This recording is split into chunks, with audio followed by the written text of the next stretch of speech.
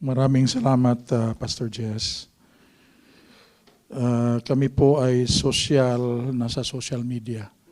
Kaya social.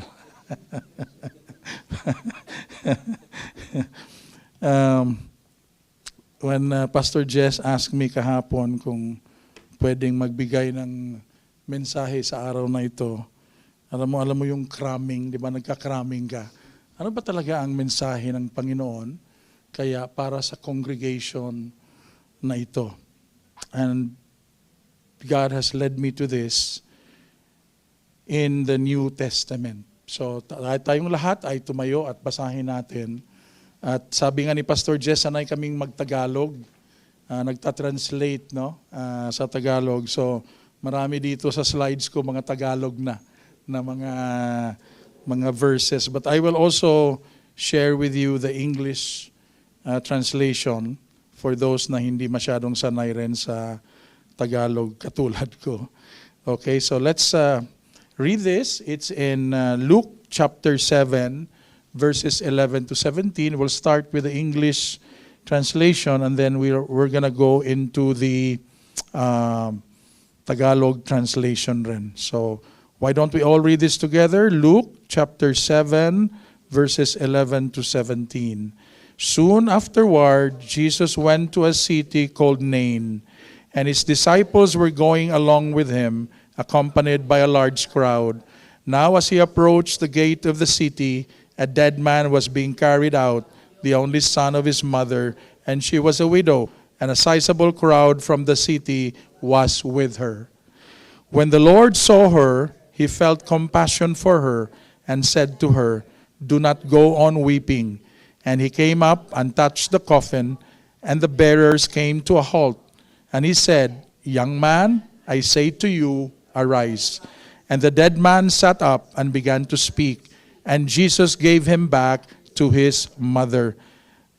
Fear gripped them all, and they began glorifying God, saying, "A great prophet has appeared among us, and God has visited his people." And this report about him spread throughout Judea and in all the surrounding region. Punta tayo sa Tagalog. Pagkatapos pumunta si Jesus sa bayan ng Nain, sumama sa kanya ang mga tagasunod niya at ang maraming tao.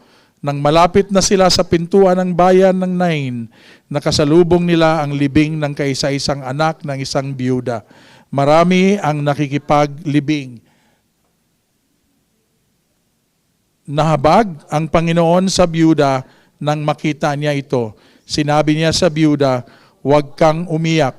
Nilapitan ni Jesus at hinawakan ang kinalalagyan ng patay upang tumigil ang mga nagdadala nito. Sinabi ni Jesus, "Binata, bumangon ka." Umupo ang patay at nagsalita at ibinigay siya ni Jesus sa kaniyang ina. Kinilabutan ng mga tao at nagpuri sila sa Diyos. Sinabi nila, "Inalala tayo ng Diyos, isinugos siya sa atin ang isang dakilang propeta." At kumalat sa buong Judea at sa lahat ng lugar sa palibot nito ang balita tungkol kay Jesus. Let us pray. Almighty Heavenly Father, Lord, salamat po sa araw na ito na ibinigay mo sa amin. Araw na Panginoon na kami po ay buhay dahil ito po ay binigay mo sa amin na kami ay iyong dadalhin dito at makikinig, Panginoon, sa iyong mga salita. Lord, we pray that we will not just be sitting and hearing, but listening, O God. Listening intently to you kung ano yung mensahe mo sa amin sa umagang ito. Lord, you have a message for each one because you love each one and you know each one. Father, we pray that message, Lord God, we can understand through the Holy Spirit, dear Lord. For Father, your wisdom, we cannot attain that, Lord. But we can discern, Father, through the power of the Holy Spirit. Lord, help us that the truths that you will reveal, dear Lord, are truths that we can appreciate, we can understand, and are truths, Lord, that we can, Lord God, that can change our lives. So help us, Father, for you want us as your children, Father God, to be like Jesus. Father, we lift up your name, Father God, because you are almighty. Thank you for your goodness. In Jesus' mighty name we pray. Amen and amen. Kindly take your seats. 32 days to Christmas. Diba? Araw-araw yon pag nakikinig ka ng news ngayon, whether it's on television or it's on the radio, nagbibilang. No? Nagbibilang. Hindi ko maalala kung merong ibang bansa sa buong mundo na binibilang hanggang Pasko. Tayo, nagbibilang tayo starting from September 1. No? Pag meron ng lumabas na bear at may lumabas na tao, no? Parang mas importante pa yata siya ngayon dahil parang indication na sa atin na Christmas. Because in the Philippines, we celebrate the longest Christmas in the world. No? Christmas is definitely the biggest celebration natin. Now, although February is the heart month, Christmas may well as be the longer heart celebration. For God so loved the world that He gave His only begotten Son, that whosoever believes in Him shall not perish but have eternal life. So for this Sunday, we will dwell on a topic that encompasses the commandments of God, and that is love. So pag-ibig ang pag-uusapan natin ngayon. In Mark chapter 12, verse 28 to 31, it says, one of the teachers of religious law was standing there listening to the debate. He realized that Jesus had answered well, so he asked, of all the commandments, which is the most important? At ang sagot ni Jesus in Mark chapter 12, 29 to 31, Jesus replied, the most important commandment is this. Listen, O Israel, the Lord our God is the one and only Lord. And you must love the Lord your God with all your heart, all your soul, all your mind, and all your strength. The second is equally important. Love your neighbor as yourself. No other commandment is greater than these. No? O sa Tagalog, sumagot si Jesus, ito ang pinakamahalagang utos. Pakinggan niyo mga taga-Israel, ang Panginoon nating Diyos, ang natatanging Panginoon. Then verse 30, kaya mahalin mo ang Panginoon mong Diyos ng buong puso, ng buong kaluluwa, ng buong pag-iisip, at ng buong lakas. At ang pangalawa ay ito, mahalin mo ang iyong kapwa tulad ng pagmamahal mo sa iyong sarili. Wala nang ibang utos na higit pang mahalaga kaysa dalawang ito. Kaya ang topic po natin ay the topic of love, no? The love of God. Ang tema natin, God's love is active. Hindi ho natutulog ang pag-ibig ng Diyos. It is alive. Kaya ang atin pong mensahe sa linggong ito ay entitled The Heart of Jesus. No? Ang puso ni Jesus. May 3 punto po tayo ngayong umaga na ating titingnan para po ating makita ano yung mga sinasabi dito sa ating binasa, sa ating mga bersikulo. So, ang una is Jesus sees. Nakikita ni Jesus. Pangalawa, Jesus feels. Nararamdaman ni Jesus. At ang pangatlo, Jesus cares. Nagmamalasakit si Jesus. In Luke chapter 7 verse 11, it says, pagkatapos, pumunta si Jesus sa bayan ng Nain. No? Nain. That is the first part of verse 11. Now, Jesus came from a certain place and that was Capernaum. So, ang ibig sabihin dito, galing siya ng Capernaum on the side of the Sea of Galilee. And the King James Version is clearer in the amount of time required for Jesus to travel from Capernaum, where he healed the sick slave of the centurion or Roman officer, to a city which he was now traveling to called Nain, and it came to pass the day after. Now, tingnan natin kung saan itong lugar na ito. Here is an ancient map to help us locate where Nain is in relation to Capernaum. Yung pinakamataas doon, if you see that on your right upper portion, na may line dyan na red, no? Yung pinakadulo niyan is Capernaum. And Nain, nandito sa lower left hand, and I encircled it. No? It's around more than 40 kilometers ang distance niya. Now, for us to better appreciate, parang distansya ito ng Quezon City to Bacoor, Cavite. Ito yung distance niya. So itong binyahe, at dati naman wala namang Grab. So hindi ka pwedeng mag-book ng Grab or Joyride. No? Kasi ako ngayon, sabay-sabay minsan ang booking ko. At meron pa akong isa, yung Maxim. Nagbo-book rin ako. Kasi minsan ang tagal, di ba? Para kumuha ng ride. At that time, lakad lang sila.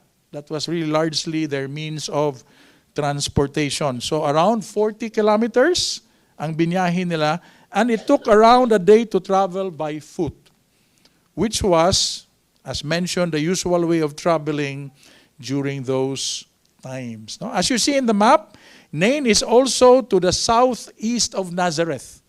Pag makita ninyo, may konting uptick to the left. No?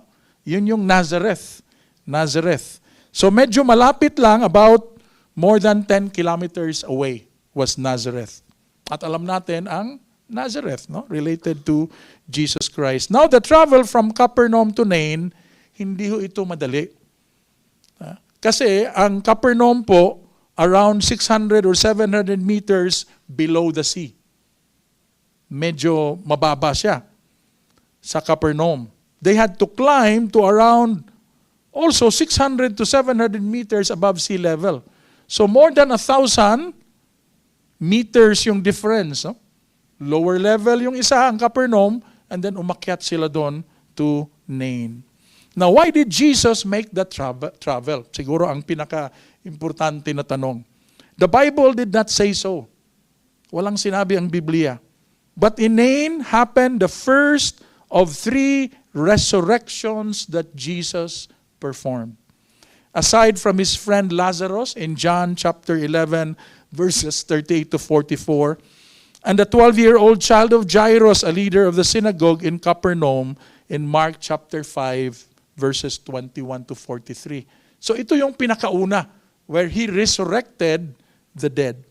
Here in verse 11 of chapter 7 of Luke, we find that Jesus was traveling with his disciples, accompanied by a large crowd. No? Accompanied by a large crowd. Makita natin dito sa Lucas 7:11, no? Na binasa natin kanina. Pagkatapos, pumunta si Jesus sa bayan ng Nain, sumama sa kanya ang mga tagasunod niya at ang mga maraming tao. Sa English, his disciples were going along with him, accompanied by a large crowd. In the Discovery Bible, the descriptive word large, kasi ang large, parang depende yan kung ano yung intindi mo sa word na large.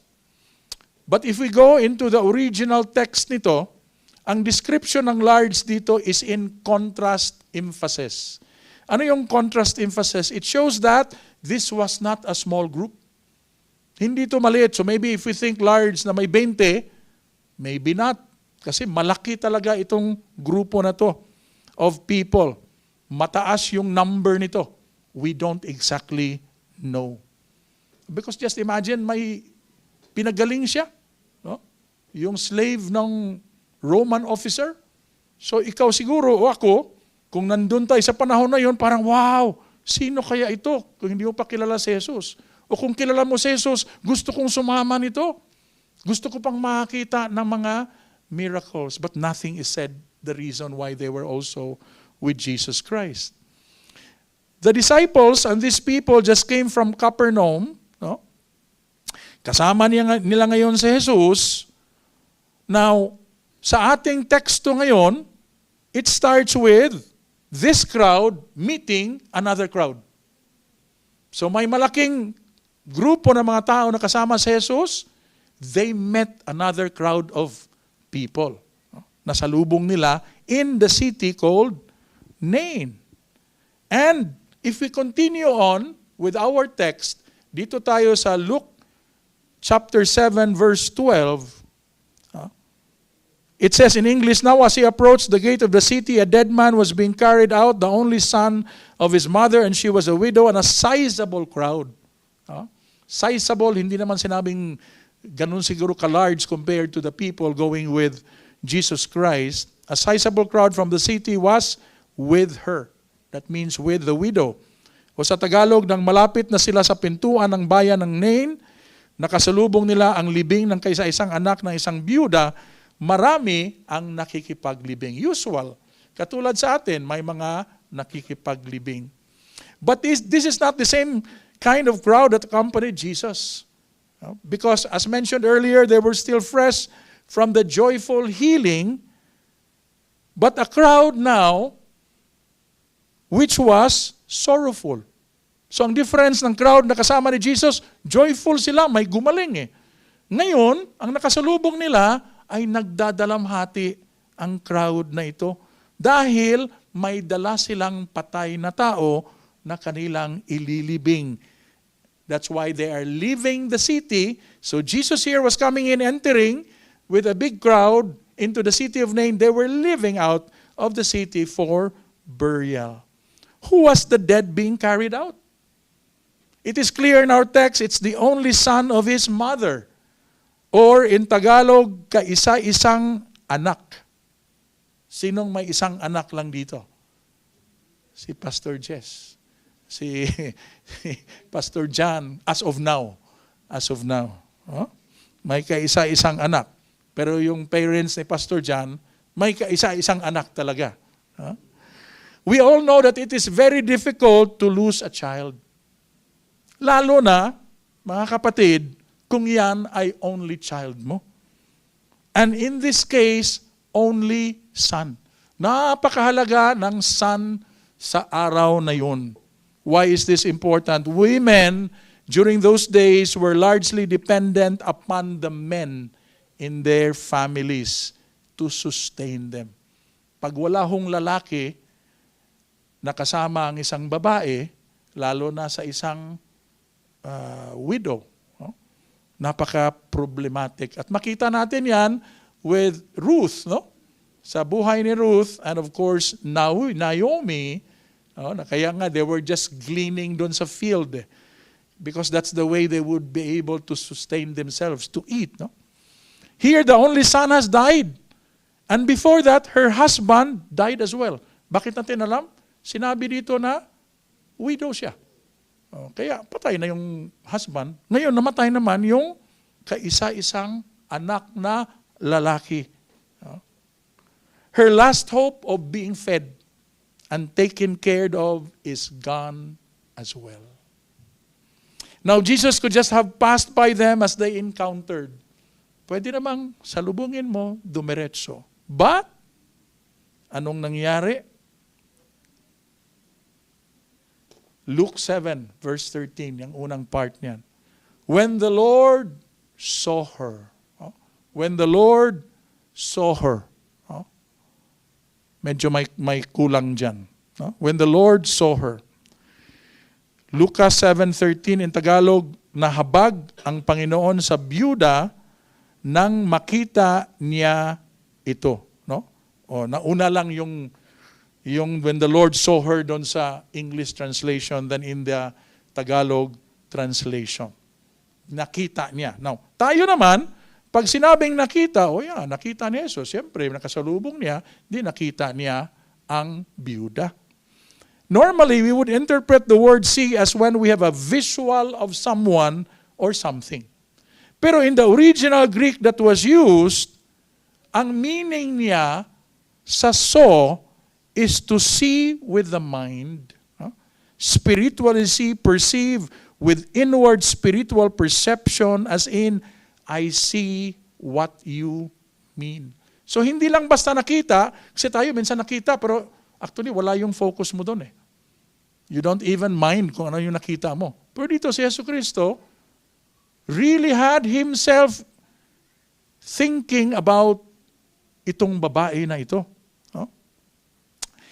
We do not see anyone telling Jesus that this dead man is the only son of his mother, and that the mother was a widow herself, but Jesus saw. Alam niya. Walang nagsabi, pero alam niya. Alam niyang walang asawa, namatay na. Alam niya na ito yung kaisa-isang anak. Jesus saw with his mind. He knew that this woman is a widow, and now her only son is dead as well. This brings us to our first point in our message, the heart of Jesus, which is, Jesus sees. Ngayon, nakikita ni Jesus tayo rito. He sees us. I don't know what's in your mind, but He sees your mind. Alam niya. Kung kayo ba'y nag-iisip na ng lunch. Nag-iisip na kayo nung gagawin ngayong hapon. Ako, sinabi ni Pastor Jess, merong table talk ngayong hapon dito. So marami tayong iniisip. Hindi ko malalaman yan. No, none of us can know that. But Jesus is. Alam niya.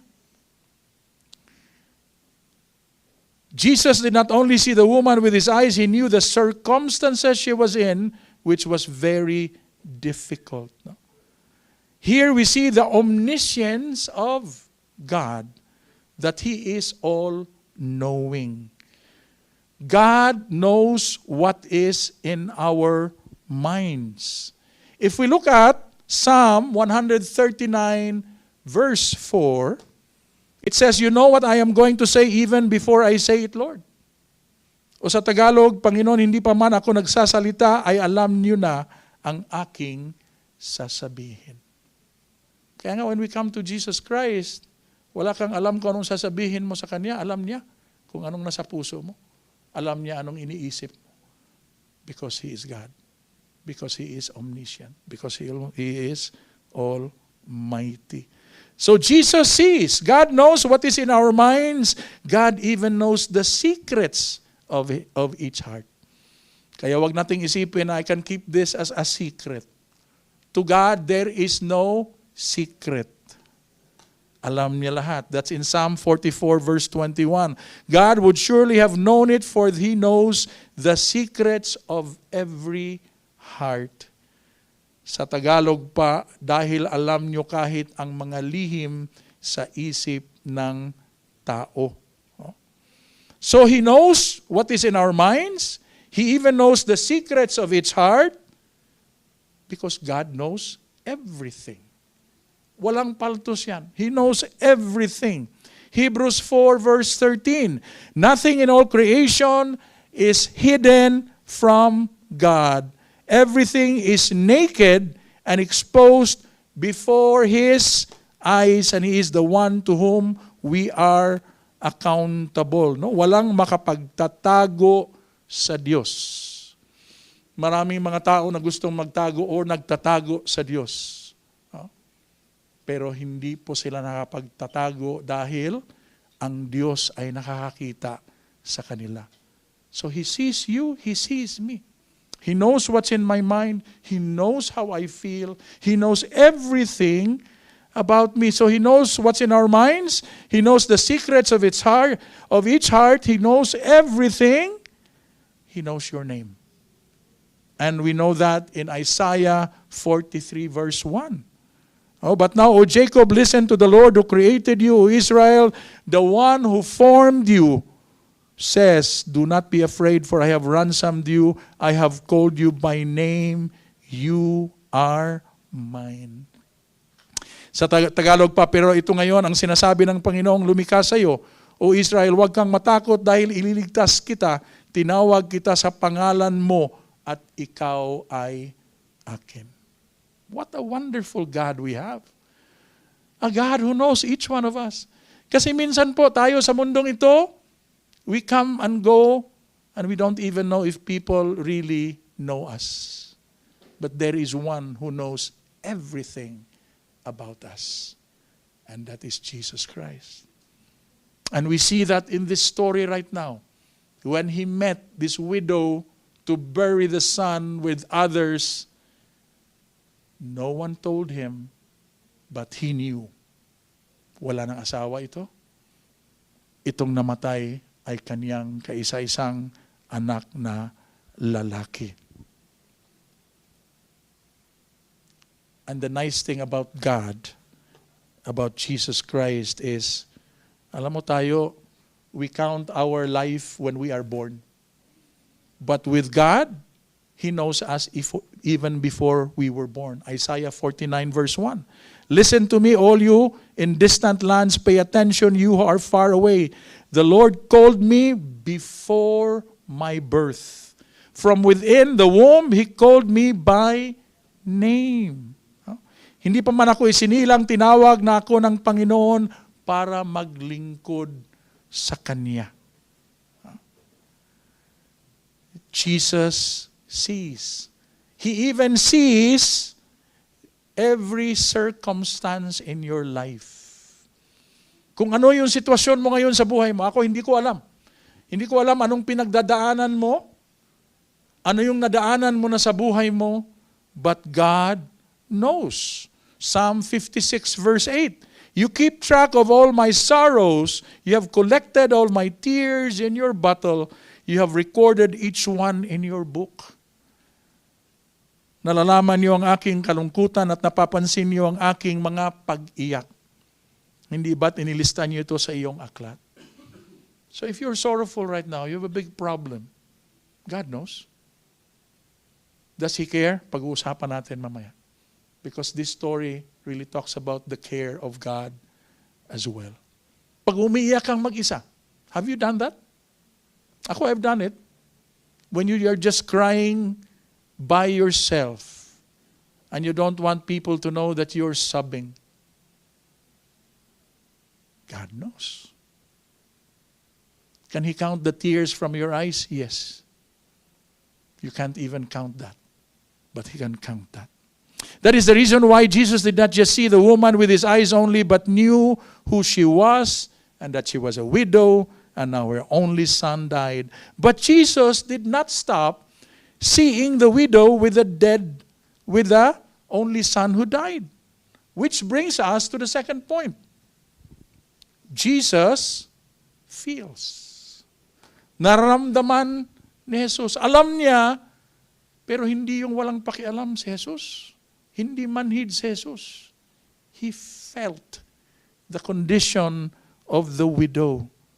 We find that in Luke 7, verse 13, the second part. When the Lord saw her, He felt compassion for her.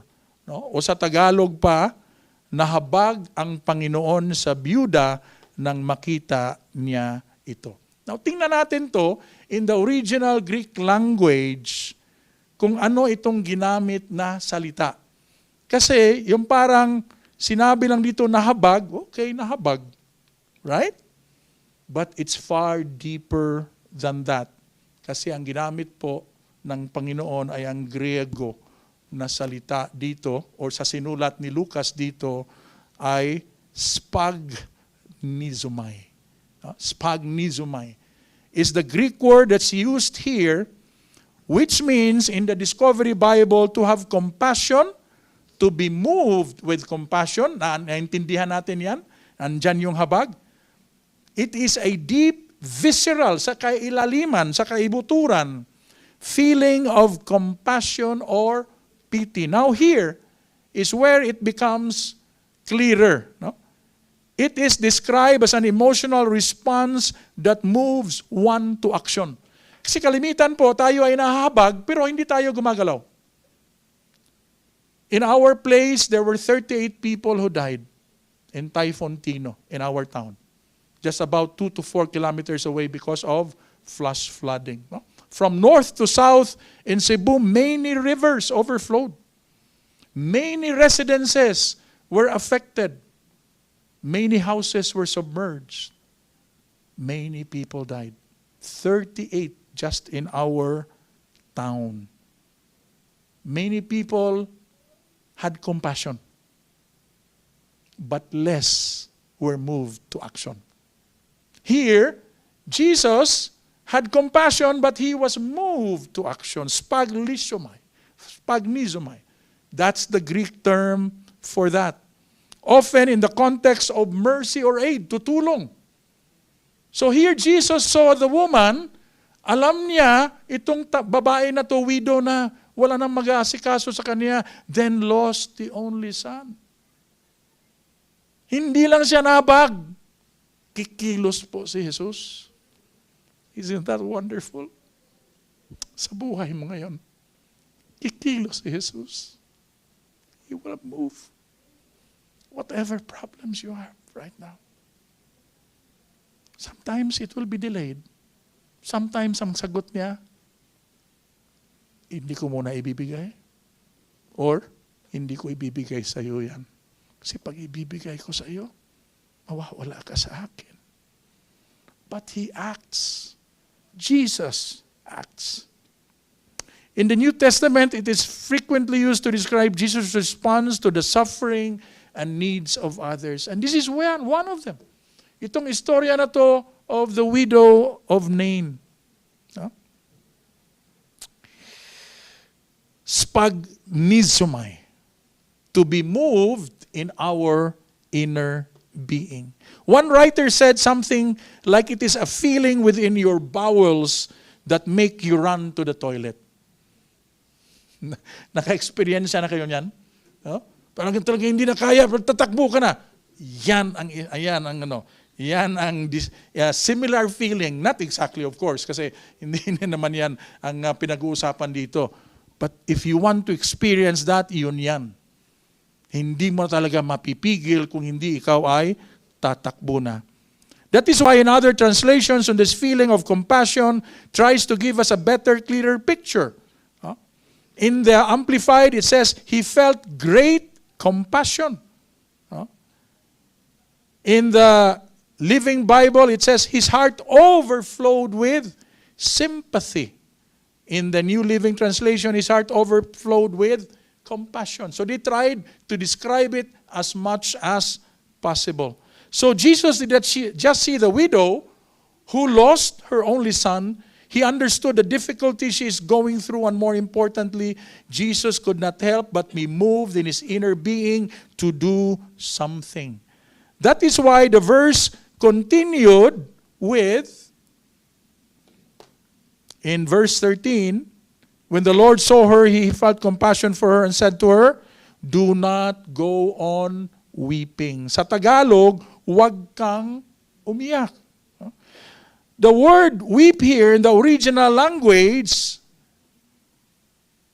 ang original language dito is klaeo. That's the original Greek language niya. Anong ibig sabihin?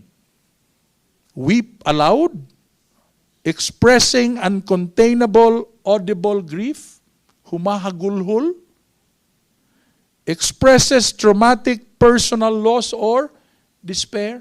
If you've seen the television news or on YouTube or on Facebook on what happened to Cebu many times, you will see their parents kneeling because their children died. Children wailing because their parents died. There were even cases the whole families were wiped out. It emphasizes audible grieving. And this is the kind of weeping, weeping that Jesus actually said. Anong sabi niya doon sa byuda? Huwag kang umiyak. Stop wailing. Stop wailing. Now, unusual, hindi po ba? Ba't mo pinapatigil na umiyak?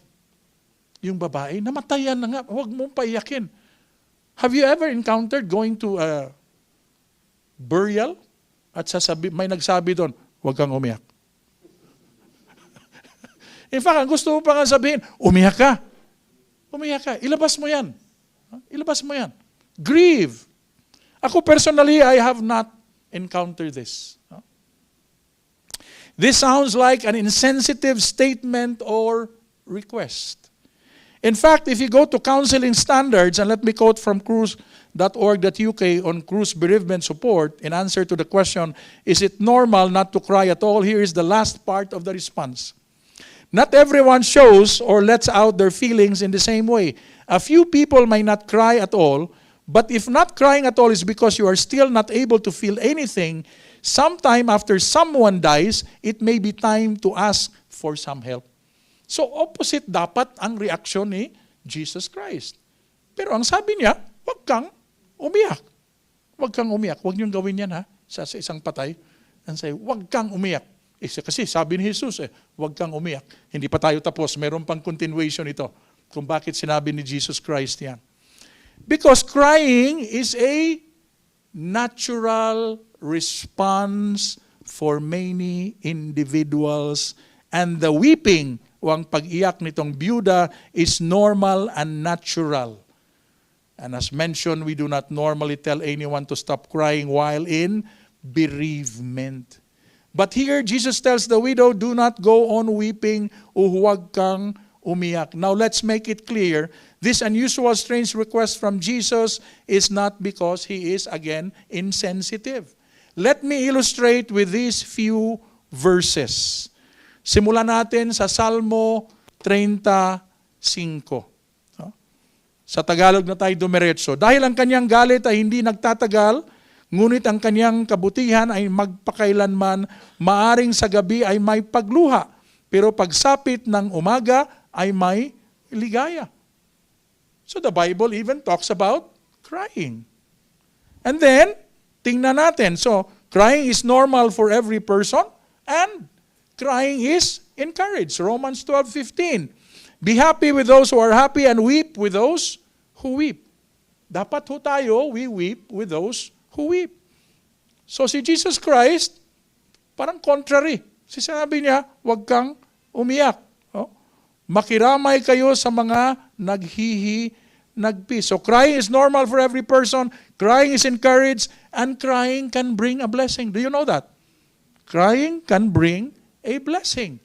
Dito tayo sa Luke 6:21. God blesses you who are hungry now, for you will be satisfied. God blesses you who weep now, for in due time you will laugh.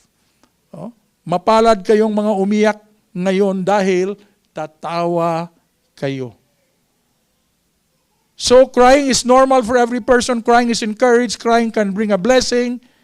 And crying included Jesus Christ. On the raising of Lazarus, a friend of Jesus. Anong ginawa ni Jesus? Umiyak si Jesus. Napakaiksi. Jesus wept. Umiyak si Jesus. It included Jesus, and crying has a reason. As Jesus was being led away to His crucifixion, a large crowd was following Him, including many grief-stricken women. And in Luke 23:28 it says, but Jesus turned and said to them, daughters of Jerusalem, don't weep for me, but weep for yourselves and for your children. Sa Tagalog pa, kayong mga kababaihan ng Jerusalem, huwag ninyo akong iyakan. Ang iyakan ninyo ang iyong mga sarili ninyo at ang inyong mga anak. So crying has a reason. And crying must stop when there is no more reason. Otherwise, may problema.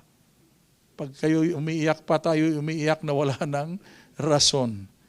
Kailangan na hong magpatingin tayo niyan. Ito ang sinasabi ng Lucas 8:52. Nagiyakan ang mga taong naroon kasi sinabi niya sa kanila, huwag kayong umiyak, hindi patay ang bata, kundi natutulog lang. In the same manner, Jesus was not being insensitive when He said to the widow who lost her only son, do not go on weeping o ayaw paghilak, for He, Jesus, was about to do something that will take away the reason for crying. Maybe you're crying right now, and there's a reason for that. Will Jesus take that away? Maybe. Maybe not. Maybe later that He will do that. Now let's go to our third point. Jesus sees, Jesus feels, and then the third one in our message on the heart of Jesus is Jesus cares.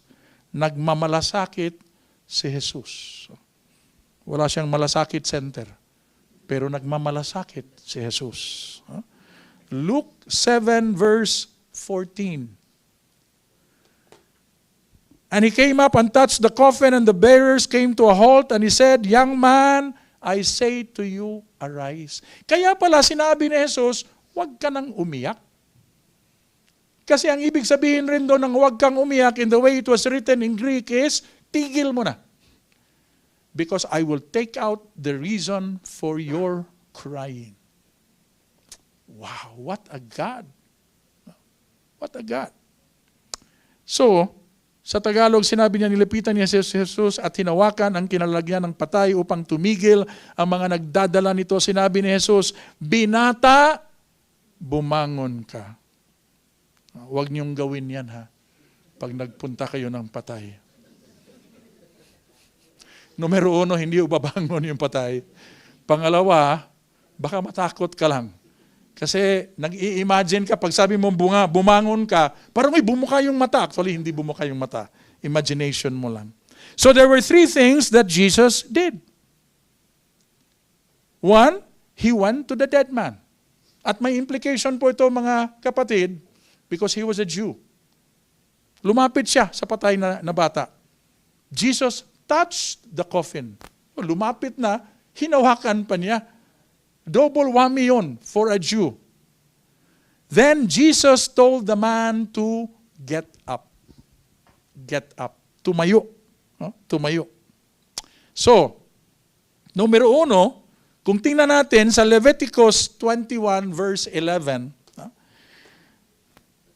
sabi dito, "He must not defile himself by going near a dead body. He may not make himself ceremonially unclean even for his father or mother." So pag Jew ka, hindi ka pwedeng lumapit sa patay na katawan. Okay, going near a dead body, paglapit sa patay, iwasan dapat.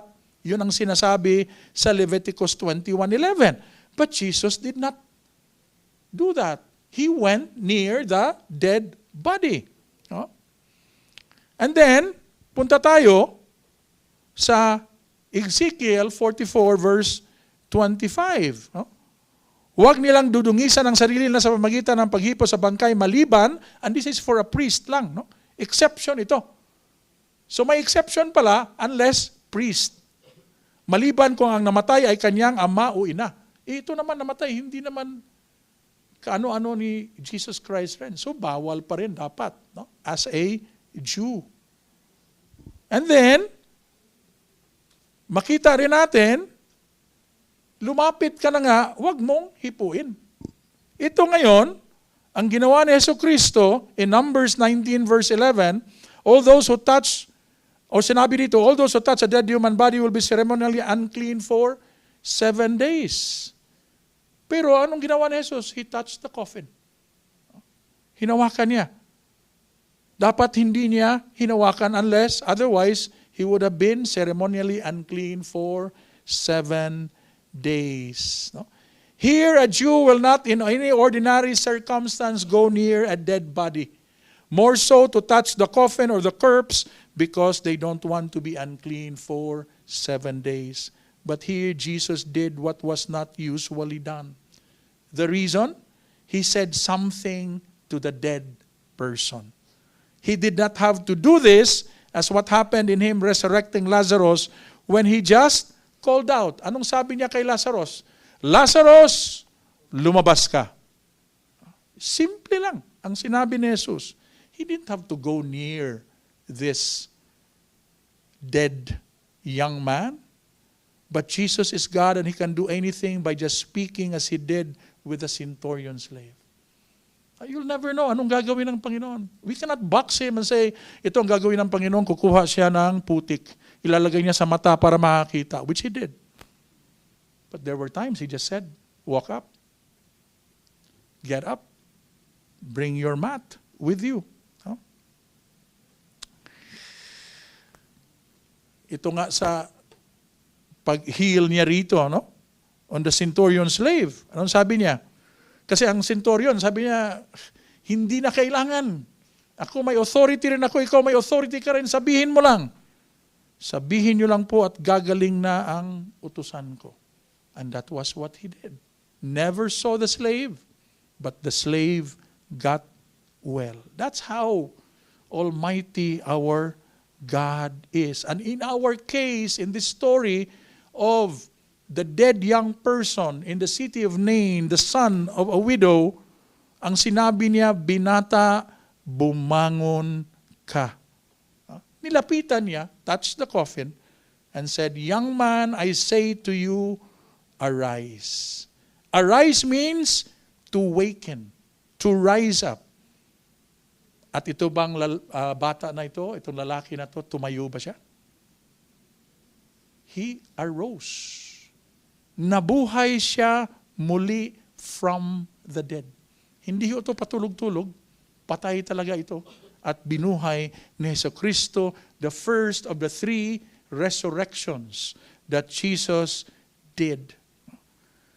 Ang ginawa ng batang lalaki, umupo at nagsalita. Nakarinig na kayo nito? Patay, umupo, nagsalita. Ako ayokong ma-experience yan. Baka ang bilis ng takbo ko kung mangyayari yan. At ibinigay siya ni Jesus sa kaniyang ina. See this scenario? Bakit umiiyak yung byuda? Namatay, the only hope niya. The only son. Namatay. Wailing. Jesus was moved para siyang patakbo doon sa comfort room. I want to do something for this woman. I felt compassion for her. Huwag kang umiyak. Binata, bumangon ka. Ibinigay niya. See? Tayo rin. When God addresses the concerns that you have, God gives it to you and says, Monching, alam mo, tigas ng ulo mo. Wala kang tiwala sa akin. Ito. Huwag ka nang umiyak. Tatanggalin ko yung reason for you to cry. And that's what Jesus did here. This is the reason why Jesus said to the widow, do not go on weeping. Not because Jesus is insensitive, but because Jesus cares. He cares. He cares for each and every one of us. He cares for this country. He cares what we're going through right now. See, many people are asking, nasaan na ba ang Panginoon? We call ourselves a Christian country and this is happening to us. Pero self-inflicted pain po ito. Mamaya pag-uusapan natin yan ngayong hapon, no? As we do the table talk. So did Jesus address the need of the widow? Yes. Kung nangyari ito sa Christmas, Merry Christmas talaga. Because ibinigay niya uli. Because sometimes the loss of a loved one is more painful when it comes to the timing. Lalo na pag ang timing ay Christmas and you lose a loved one.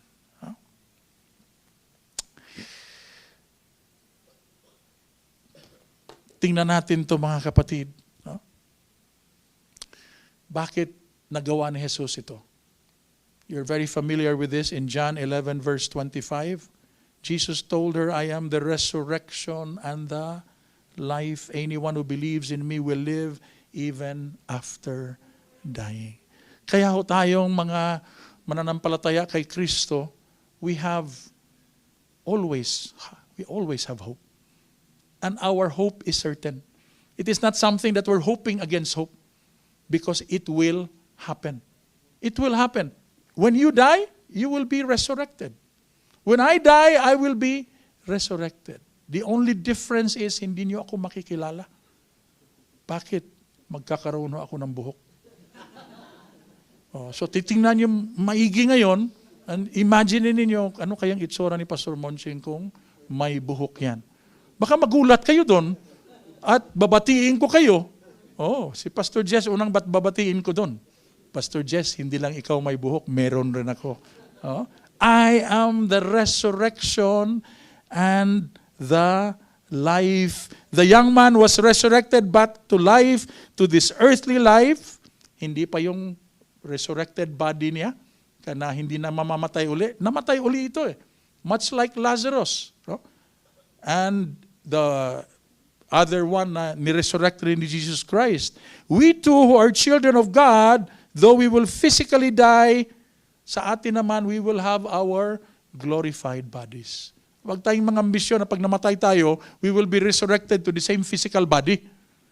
Ang hope po natin is that glorified body na. No? Glorified body. Wala ka ng glasses, wala na akong false teeth doon. No? Kasi glorified body na yun. Body na walang asthma. Kasi ngayon, inaatake po ako ng asthma dahil sa pollution dito sa Metro Manila. It will be a body that will be so wonderful we can't even begin to imagine, though we could see the resurrected body of Jesus Christ. And the kind of amazement no, na makikita mo going through doors na nakasarado, biglang nag-a-appear na lang. Now, let's go to our conclusion, mga kapatid, sa ating mensahe ngayong umaga na to. God sees, God feels, and cares for you. Even though you might not even ask for it, as in the case of this widow who also lost her only young son. We don't see that she spoke with Jesus. Hindi naman siya nagsalita doon at say, Teacher, pwede ba? Can you resurrect my son? We don't see that in the story. In understanding the Bible, we don't add, we don't subtract to what the Bible is saying. For the Bible says so as well. So she never asked. She never begged. But Jesus saw. Jesus felt. And Jesus cared. That's our God. And as we look forward to 32 days going to Christmas, He didn't have to go down to earth. He didn't have to do that. Hindi niya kailangan. Diyos na siya eh. Why worry about these sinful, rebellious people? Matindi ang pagmamahal ng Panginoon sa atin na ipinadala niya sa Jesucristo para bayaran ang ating mga kasalanan. So yung caring niya dito is just one very small example of how He cares for all of us. If He cared for this widow, because this widow has no other recourse, He cares for our souls, where it will go. He cares for our eternity because all of us will go to eternity. Dalawa lang ang pupuntahan do. May eternity na puro apoy at may eternity na puro kaligayahan lang. I don't know your situation right now. I don't know your relationship with the Lord Jesus Christ.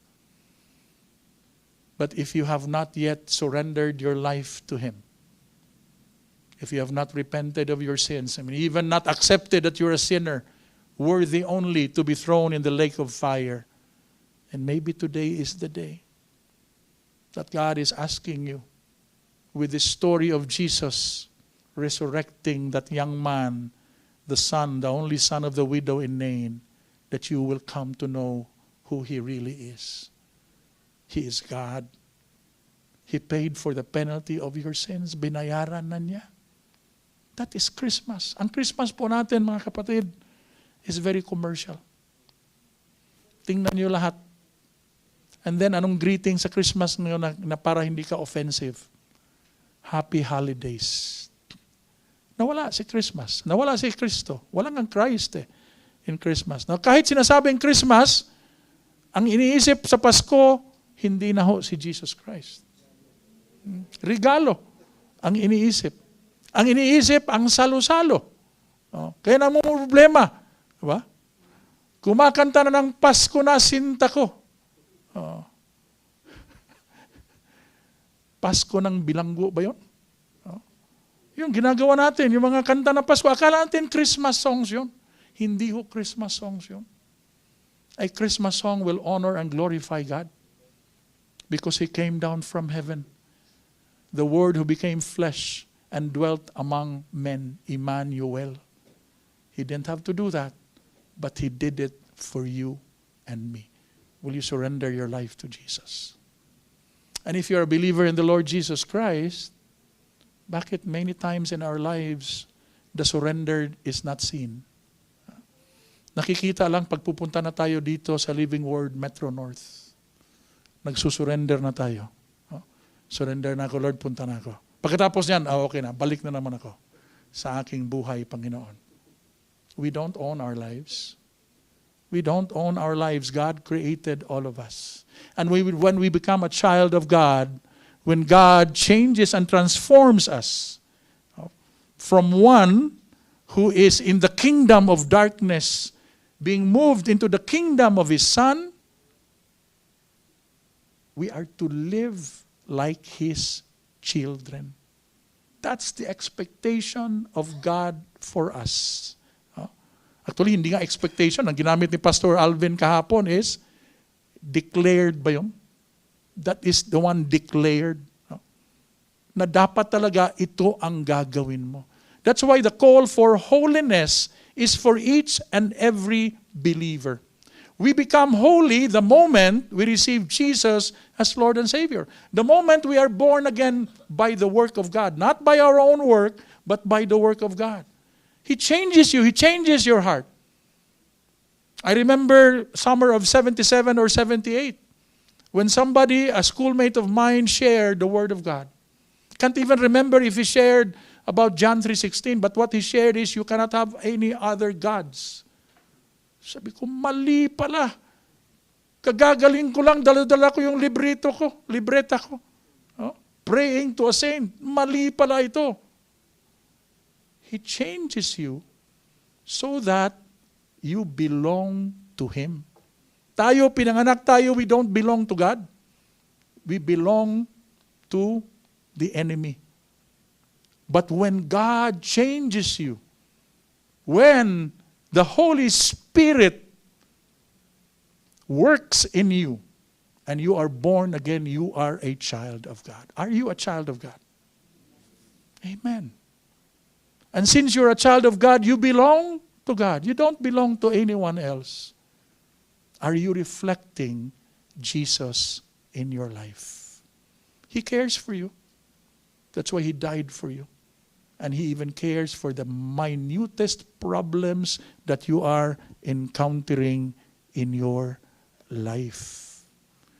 That is the heart of Jesus. Loving all humanity, but will all humanity love Him back? No. Only those who are chosen. Only those who are elect. So pasalamat ho tayo, mga kapatid, na tayo po ay pinili ng Diyos. Sa Binisaya, may dalawa ho na tao sa mundo. Ang gipili o ang pinilian. Sa mga Bisaya, alam nyo yan. Ang pinili at yung mga natira. Yun ang ibig sabihin nun. What a privilege that we have been chosen by God. Now, how do we apply the message that we have today? There are two things I would like to suggest for us. Number one, God cares for you in whatever circumstance. What is your situation with your health? What is your situation in your family? What is your situation in your job or business? What is your situation with your relatives? What is your situation with your finances? I'm sure meron kayo na mga challenges. God sees you, God feels you, God cares for you. You have hope. And your hope is in Jesus Christ. But we don't stop there. Kasi dyan, minsan nagkakaproblema. That's why yung mga prosperity gospel preachers, maraming promises of health and wealth, prosperity, good things for you when you become a believer in the Lord Jesus Christ. Kasi ang suffering po sa isang mananampalataya, given na yan. It's part and parcel of our lives. But we don't stop in that God is caring for us. We also need to care for, balik tayo ng konti, we also need to care for others in whatever circumstance they are in. What is their situation with their health? Maybe may kapitbahay ka. Maybe may relative ka.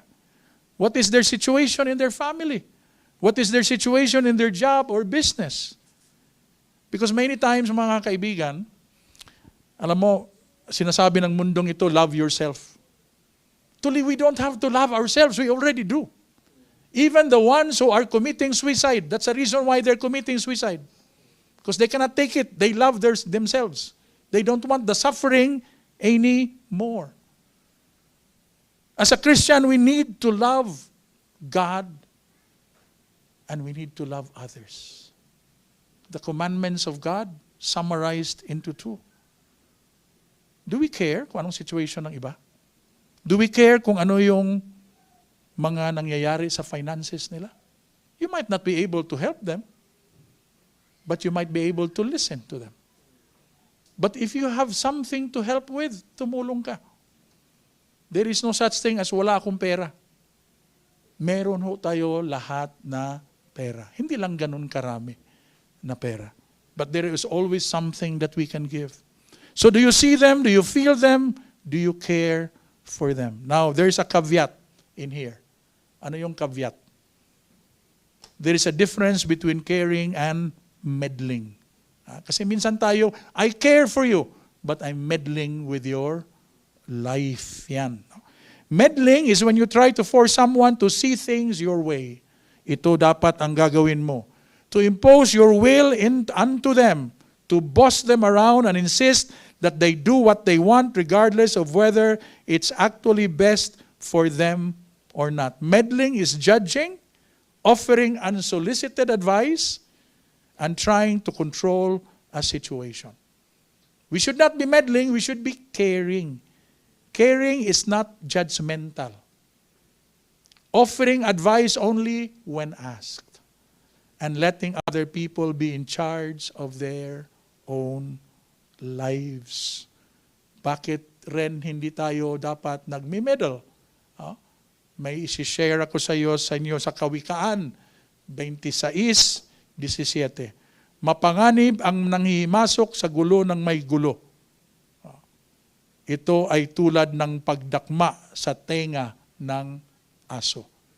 So that's why we don't meddle, we care for people. I'll tell you a story. I have a wonderful friend who used to have a very big business with a telco. They were supplying services to a telco company. He had probably thousands of vehicles. And because he had many employees, of course, you become very busy. But one time, as he was going in to the office, napansin lang niya, isang empleyado niya, leading ng Panginoon. So nilapitan lang niya. Kumusta ka na? With that kumusta flowed tears. Minsan, yun lang ang kailangan natin eh. Parang si Pastor Jess kanina, kinausap niya yung taxi driver. No, intentional talaga. Intentional to share God's word, God's love to that person. We need also to be intentional in our response to the love and care that we get from God. Intentional rin tayo. But always with love. I like what Pastor Alvin said yesterday, loving kindness. Hindi pa nga talaga totally ma-interpret yung Hebrew word na yun eh. Pero napakalalim kasi ng Hebrew word na yun. But in English, it is more on loving kindness. No? Loving kindness. So, may each one of us truly care to see others, to feel others, and to love others like the way Jesus sees us, feels us, cares, and loves us. That will be a wonderful Christmas if we can do that to others as well. Let's all bow down our heads and let's pray. Almighty Heavenly Father, we thank you, Lord, for your message today. We thank you, Father, that Jesus is a wonderful person and a wonderful God. We know He is omniscient, that He sees us. But we now know, Father God, that He's also moved by us and in our situation. That's why He came down from heaven. Voluntarily He did that. He died for each and every one of us, Lord. And we just thank you, Father, that you've given us a way out, Lord. A way out of our damned situation into a future, Lord, of being with you forever and ever. Thank you, Lord. Thank you. We cannot really totally imagine and understand who Jesus is. But what we understand, Father God, is that without Jesus there is no salvation. Without Jesus we would be in hell forever and ever. Without Jesus, this is a useless life. But with Jesus, what a wonderful life we have, Lord. That in the midst of the difficulties, Lord, in our country, in the midst of the challenges, dear Lord God, we know we have hope, and our hope is assured because our future is assured, because you are God. You're Alpha and the Omega. You never change.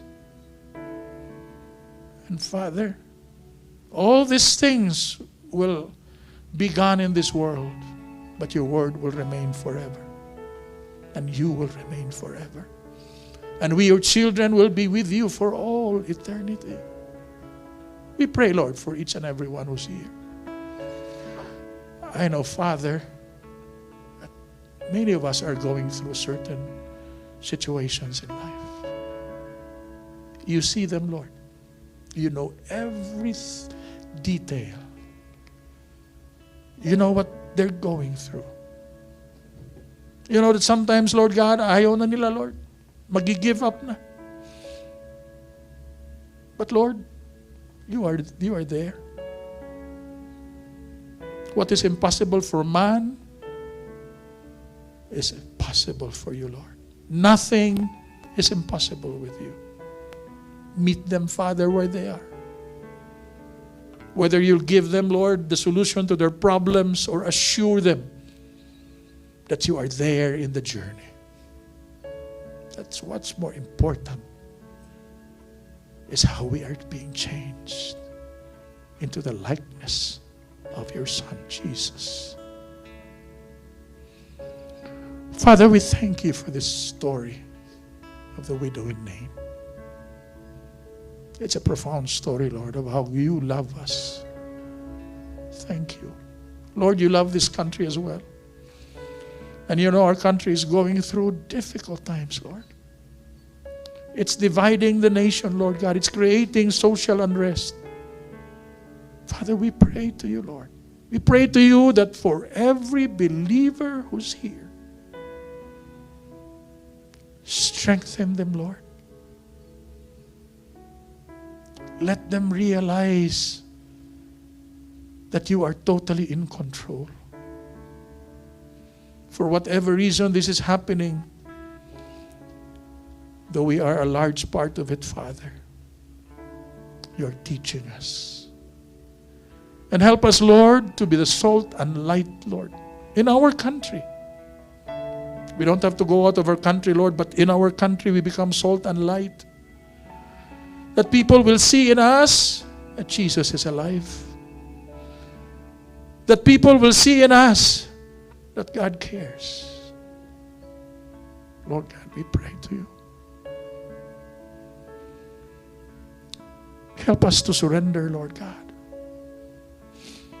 Help us to ignite the fire within us, that we will be unstoppable, dear Lord, to share who you are. To share Jesus, Lord, to everyone, Father, that we meet. For that is your great commission, dear Lord God. Father, we pray for our leaders in the country. They're not perfect, Lord, as much as we are not. We pray for protection upon them, dear Lord God. We lift them up to you, Lord. They're just human beings, Father, and they make mistakes. And many times we point our fingers to them. We cannot and we should not. We should be praying for them, Lord. We should be submitting to authority to show them who we are. That we are your children. Lord, we pray to you. Have mercy on us, Lord. Today there's going to be a big rally, Lord. People are agitated. It could result in violence, oh God. But we pray to you, Lord. Please protect them. Protect those who are going. Protect our nation, oh God. We have both internal and external threats, dear Lord. But we can hide under your wings, oh God. You are our refuge. You are our God. Lord, thank you. Thank you for this time together. We ask all these things, Lord, in the mighty name of Jesus Christ, our Lord and Savior. Amen.